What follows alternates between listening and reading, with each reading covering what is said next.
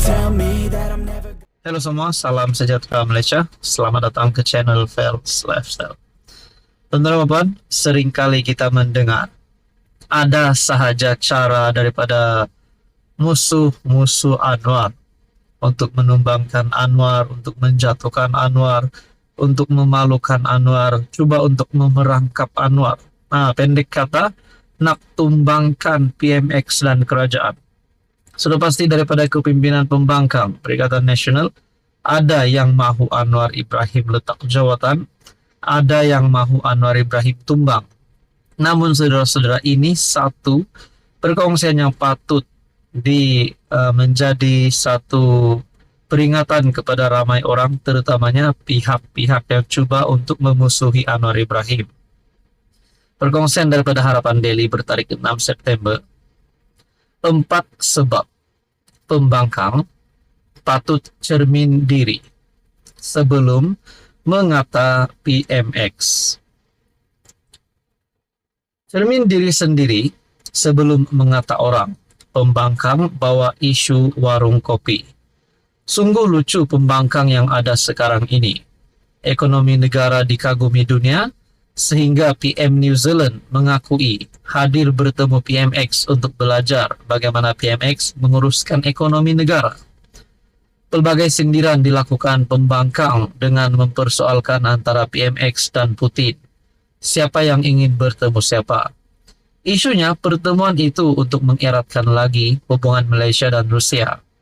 Putin sendiri memberitahu media dalam pertemuan bersama PMX antara dibincangkan untuk memperluaskan perdagangan dengan Malaysia. Wow.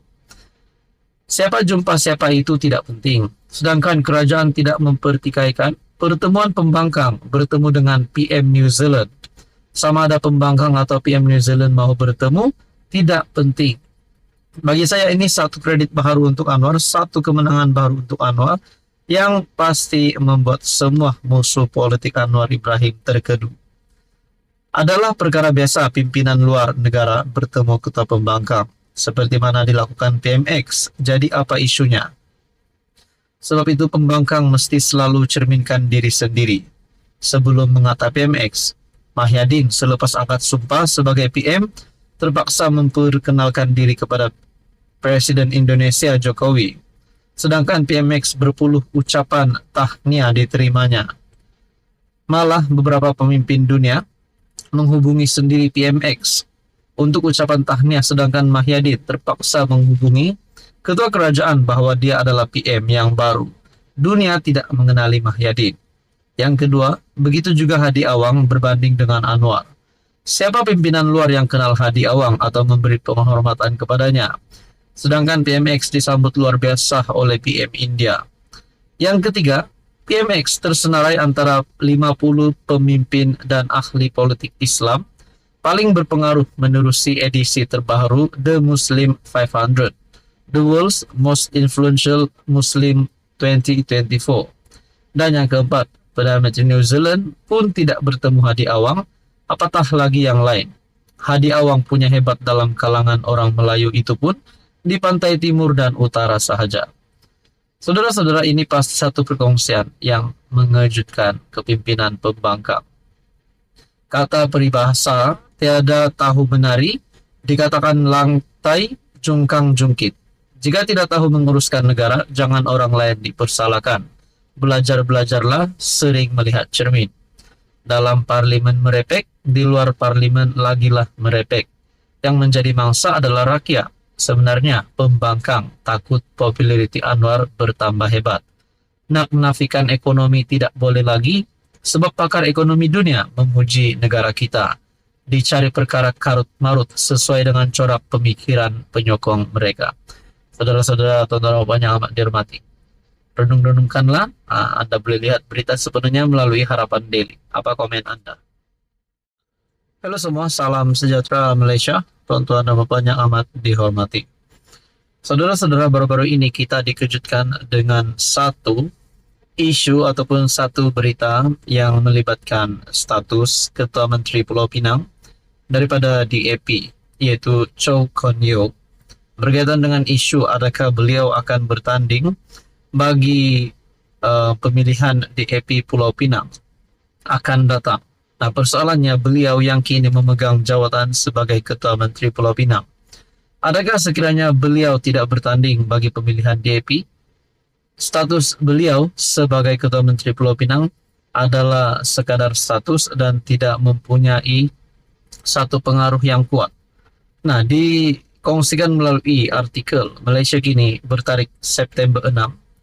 Kenapa DAP tak biarkan pemimpinnya berundur secara terhormat? Adalah malang dan menyedihkan bagi pemimpin yang sudah lama berkhidmat seperti Chow Kon Yeow untuk diletakkan dalam kedudukan yang sukar, kata bekas ahli jawatan kuasa pusat DAP Teng Chang Kim. Mengulas mengenai keputusan Chow untuk tidak bertanding semula dalam pemilihan DAP Pulau Pinang akan datang. Teng berkata, Chow bakal menjadi ketua menteri yang tidak berfungsi selepas hilang peranan dalam pimpinan partinya. Pada masa depan, dia tidak mempunyai kedudukan sebenar dalam struktur parti negeri. Saya rasa ini sebenarnya keadaan yang agak menyedihkan, kerana dia telah menjadi ahli jawatan kuasa pusat dan penerusi negeri selama beberapa dekad. Untuk mengumumkan bahawa dia tidak akan bertanding dalam keadaan sedemikian adalah sangat memalukan dan menyedihkan. Nah, persoalan yang timbul adalah, adakah ini satu gambaran awal daripada Chow untuk meletakkan jawatan bukan saja tidak bertanding bagi pemilihan DAP akan datang di Pulau Pinang, tetapi mungkin satu gambaran bahawa beliau akan melepaskan jawatan Ketua Menteri Pulau Pinang?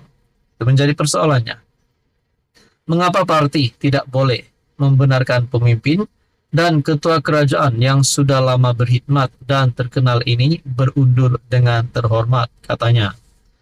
Dia berkata, ramai pemimpin dalam parti sebelum ini yang dipaksa berundur, malah didesak supaya keluar parti, dan keadaan itu kini berlaku kepada Chow. Teng berkata demikian semasa wawancara untuk podcast berbahasa Cina Malaysia Kini yang disiarkan melalui YouTube, Spotify, Apple Podcast semalam.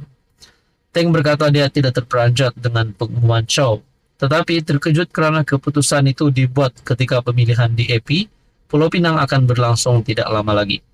Itu menjadi persoalannya. Adakah sebenarnya DAP Pulau Pinang ataupun DAP di Persekutuan sedang